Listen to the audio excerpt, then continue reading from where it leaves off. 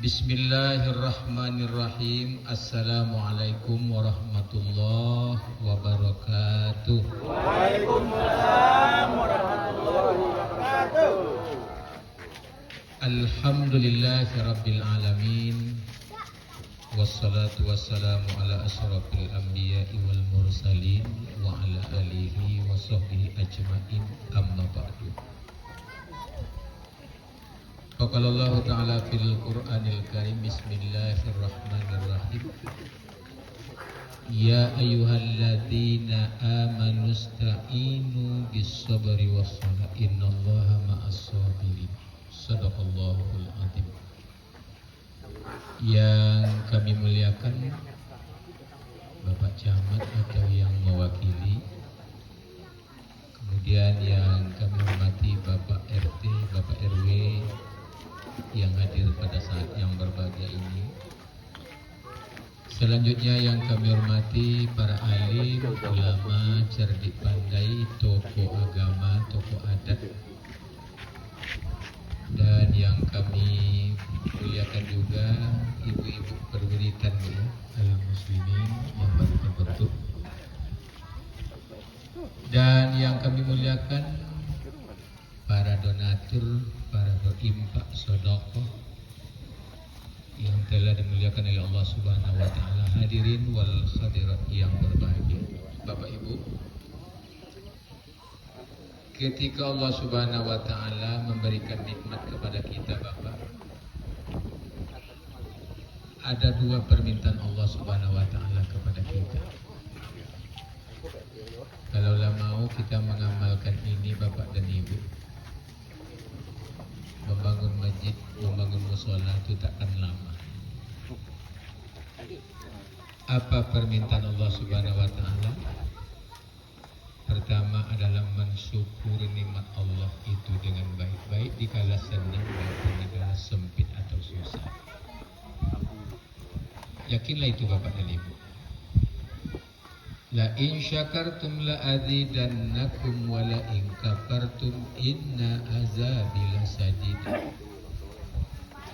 Jika kalian mau bersyukur dengan melalui infak, sedekah, hadiah, hibah yang kita berikan kepada orang berhak untuk menerimanya, Allah pasti memberikan nikmat itu sebanyak-banyak kepada kita. Saya Pak Ustadz Qiyamuddin, saya pagi ini tadi membuang sampah di depan rumah saya. Datanglah pemulung pagi tadi. Pak Ustadz, dia kenal. Tolong bantu saya duit 50.000 untuk membeli obat.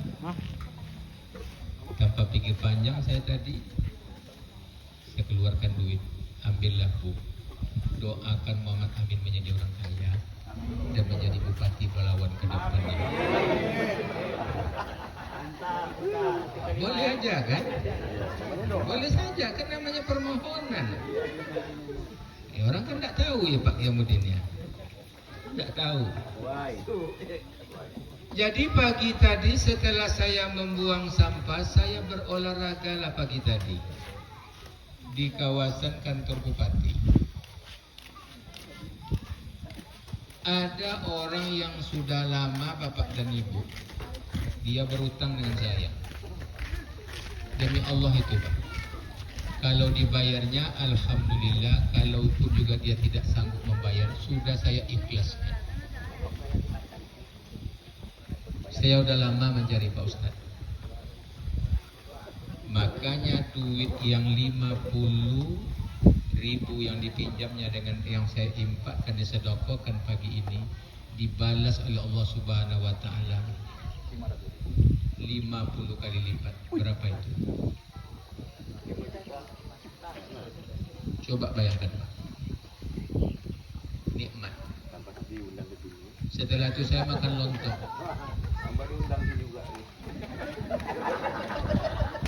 Jangan.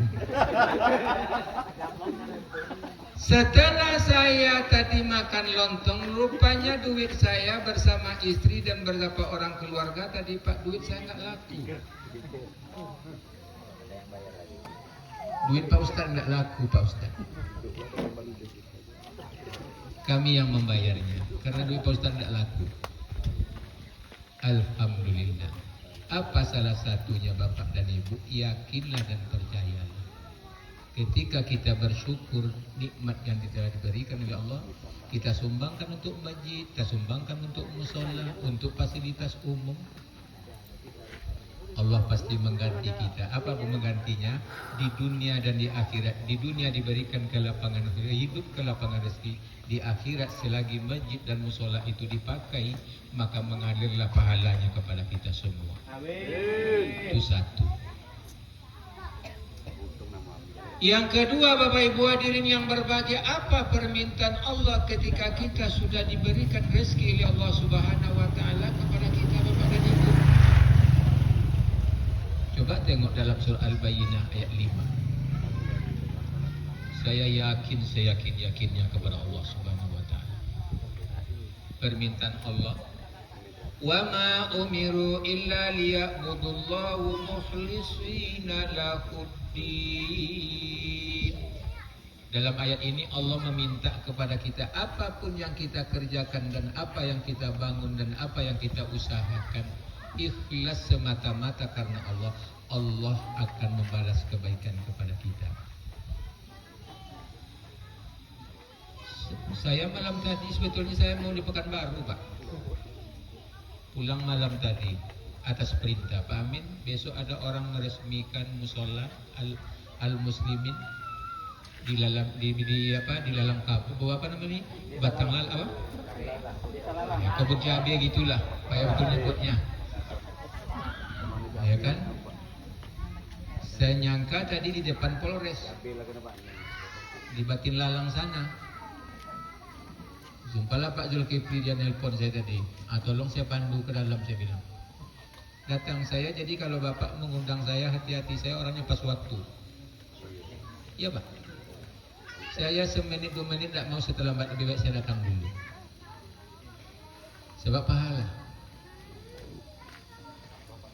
Apa permintaan Allah Subhanahu wa taala kepada hamba, Pak? Bekerjalah kita, beramallah kita, beribadahlah kita semata-mata karena Allah Subhanahu wa taala. Tadi kami sudah membicarakan juga tadi duduk, Pak.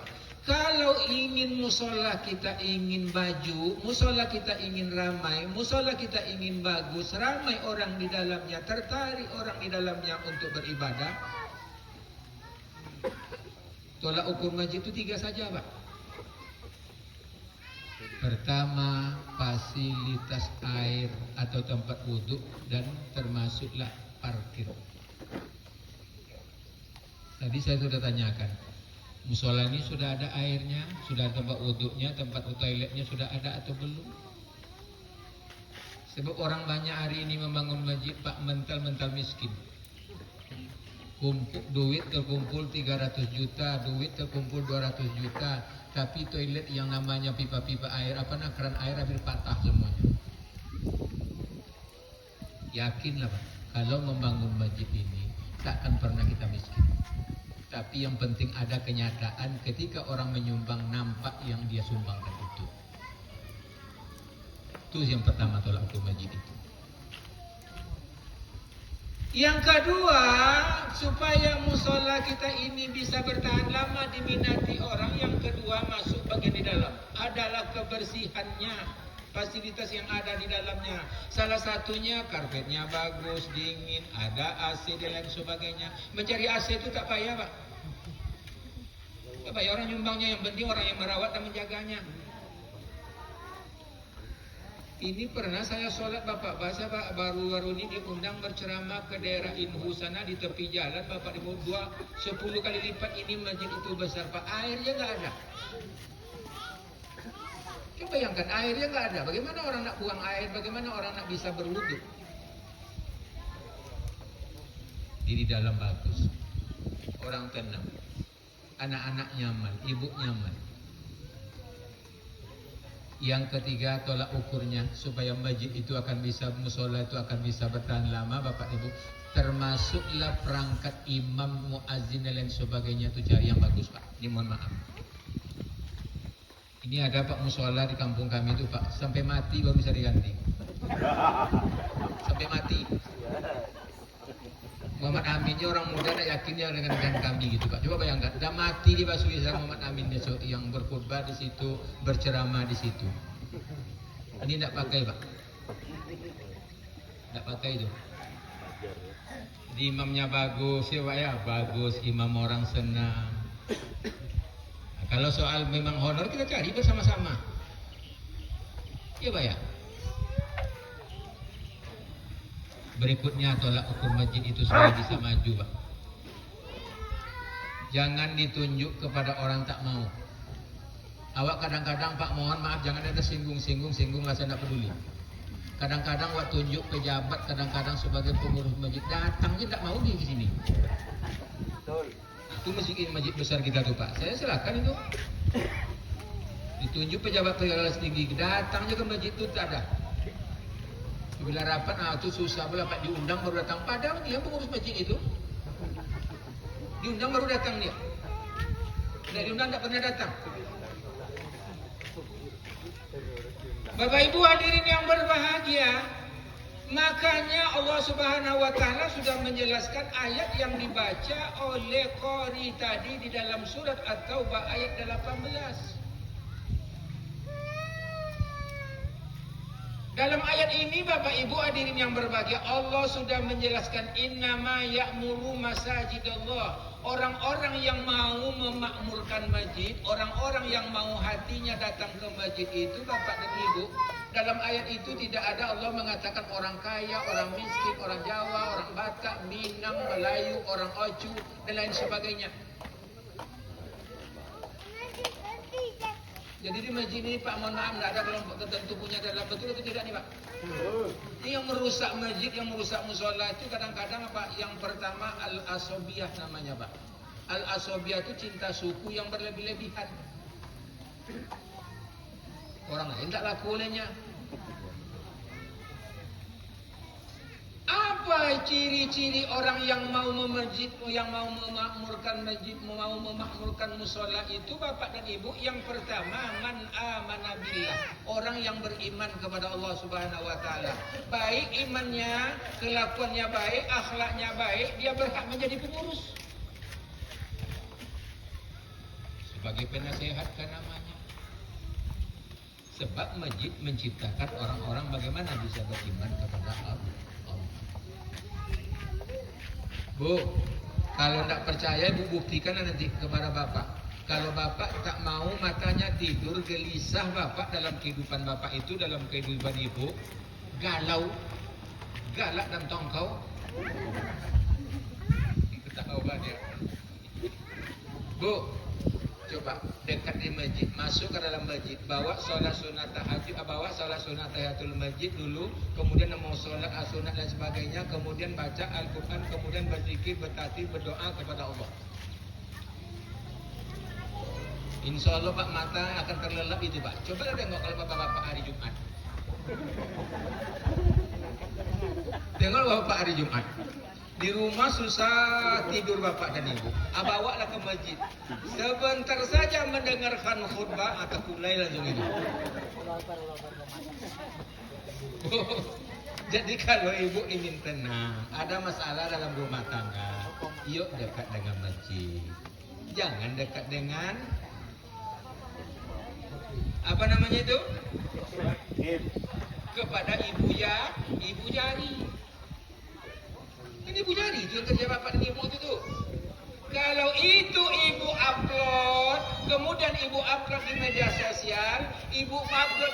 sosial, saya lagi galau. Rupanya Pak dibaca oleh mantan. Saya galau juga. Galau sama galau, akibatnya apa Bapak dan Ibu? Terjadilah hal-hal yang dilarang oleh agama, tetapi masjid menjauhkan kita dari itu. Masjid gunanya untuk menciptakan orang beriman. Kemudian yang kedua dalam ayat tadi, orang yang mau memakmurkan masjid itu Bapak dan Ibu orang yang beriman dengan hari akhirat. Bapak Ibu, kita hidup di dunia ini tidak selama-lama. Bu Muhammad Amin sekarang sudah berumur 57 tahun, udah dekat rasanya. Anak dah besar. Kita mau pensiun. Bapak Ibu coba, apa yang harus kita persiapkan untuk menempuh kematian? Harta tidak segala-galanya Pak. Pangkat jabatan Pak akan diambil orang, meninggal pun jangankan Pak, kadang-kadang dirampas orang jabatan kita. Ya tengok ada orang juga dirampas jabatan ini kemarin tuh. Coba persiapkan. Untuk mempersiapkan hari akhirat, salah satunya meningkatkan amal ibadah kita. Seperti ibu buat kelompok yasinan umpamanya, buat kelompok rebana. Tapi kelompok itu bapak dan ibu yang menambah ilmu, bukan mempersusah beli pakaian baru. Nah ya, tiap tahun. Nah itu dia merasa dulu. Itu korbannya salah satu. Bukan tiap tahun Pak, 3 kali setahun. Setiap ada acara, jangan sampai ketinggalan itu. Yang bermasalah itu bapak-bapak juga kan. Bu, buat kelompok ngaji, buat kelompok yasinan, kelompok selawatan dalam rangka mendekatkan diri kepada Allah. Lanjut. Yang ketiga, karena waktunya Pak, 2 permintaan hari ini. Yang ketiga dalam ayat yang dibacakan Qori tadi, Bapak Ibu, orang-orang yang mau memakmurkan masjid adalah orang-orang yang ketiganya adalah orang yang selalu susah senang kaya miskin selalu mendirikan ibadah sholat.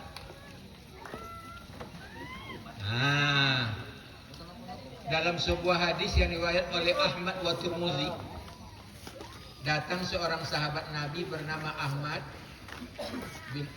bin Suhail. Dia bertanya kepada Nabi, "Ya Nabi Allah, kenapa ibadah sholat yang kami lakukan tidak bisa mencegah kami daripada perbuatan keji dan munkar?" Kan banyak orang hari ini tuh Pak, sholat rajin, infak rajin, bersedekah rajin, tapi tidak ada perubahan Pak. Ngomong mau seenaknya saja. Saya aja tadi masuk ke sini nih Pak, ini saya bermasalah tadi nih Pak. Masuk di gang masuk dari antara Hotel Meranti tadi, depan Masjid An-Nur tadi. Saya kan kelok kan dekat tuh Pak. Kalau dekat, kan ke kiri ambil lampu cepat itu. Alih-alih tadi Pak orang langsung masuk kiri. Ditabraknya ban mobil saya tadi, sebelah kiri. Oh marah dia tadi Pak. Marah, keluarlah kamus kebun binatang dan alam gaibnya. Apa kamus binatang? Anjing, babi, monyet, kalau setan, iblis. Makanya saya telepon tadi Zulkifli tadi itu, Jul, saya udah sampai ke sini, saya bilang, ya Allah, berikan ketenangan ya Allah. Orang tadi itu orang berilmu saya tengok. Tapi ketika saya membuka kacamata tadi, Pak Ustadz Amin rupanya ya. Rupanya Pak, orang yang menggeser saya tadi itu Pak, insya Allah Senin besok dia menjumpai saya. Karena ada sengketa rumah tangganya.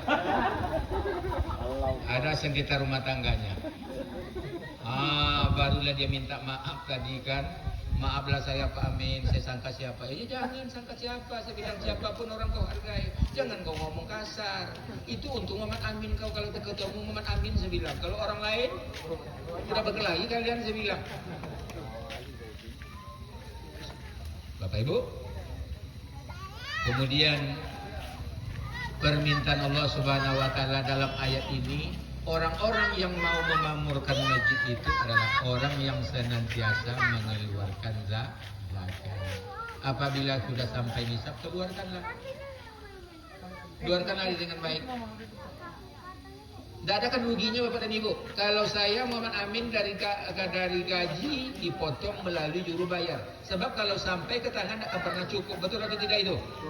Kalau waktu panen saya potong ketika sudah dihitung semuanya bayar begini, potong semuanya lah. Kadang-kadang kalau sudah sampai di tangan ada pertanyaan orang, Pak Ustadz, pendapatan kami cuma sebulan 4 juta Pak Ustadz, tapi kebutuhan kami itu adalah 6 juta. Apa perlu juga kami berzakat? Iya.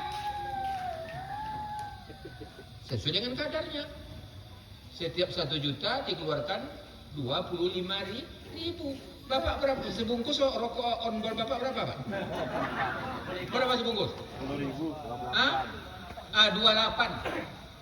Kita cuma dikeluarkan 25.000. Nggak mau kita itu berzakat, bodoh betul kita. Kita nggak mau masuk surga. Apakah surga itu dimasukkan kepada orang-orang yang begitu? Tidak. Yakinlah, Mak. Murah rezeki. Siap ini juga saya akan berceramah juga sore ini nanti buat tempat Bapak Ibu hadirin berbahagia. Rezeki. Jadi jangan ragu, Pak. Jangan ragu. Jadi mana yang tak mau berzakat itu mohon maaf. Kalau orang tak mau berimpak, orang tak mau bersedekah, tak mau memberikan hadiah atau hibah, tunggulah dua sifat negatif ditanamkan oleh Allah. Yang pertama rezekinya tak berkah, yang kedua jiwanya gelisah. Punya mobil mewah, tak pernah dinikmati. Jadi kami berharap, Bapak Ibu, dengan didirikan musola ini, cuma 3 yang saya sampaikan sebagai kesimpulan tadi.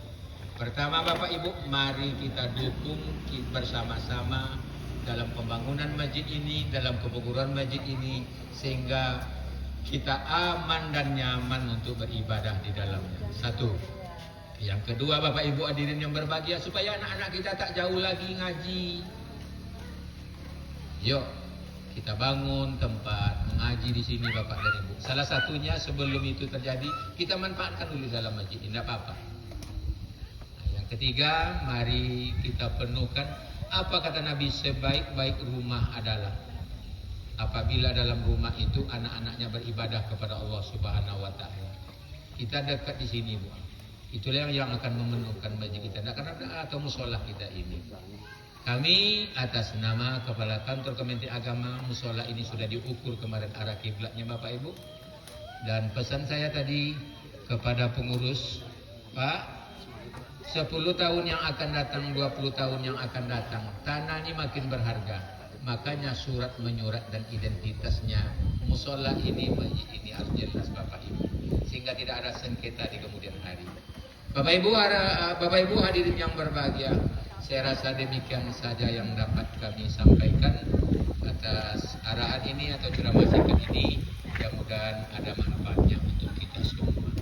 Mari kita baca Ummul Quran sekali seorang, tanda sudah dibukanya musola kita ini untuk memakainya dengan menyebut nama Allah Subhanahu wa taala, bahwa musola ini pada jam ini, hari ini, waktu ini sudah kita resmi untuk memakainya. Al-Fatihah. Bismillahirrahmanirrahim.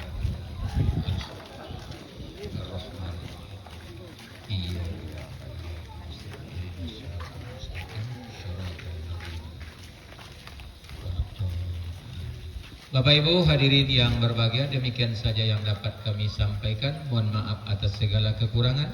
Assalamualaikum warahmatullahi wabarakatuh.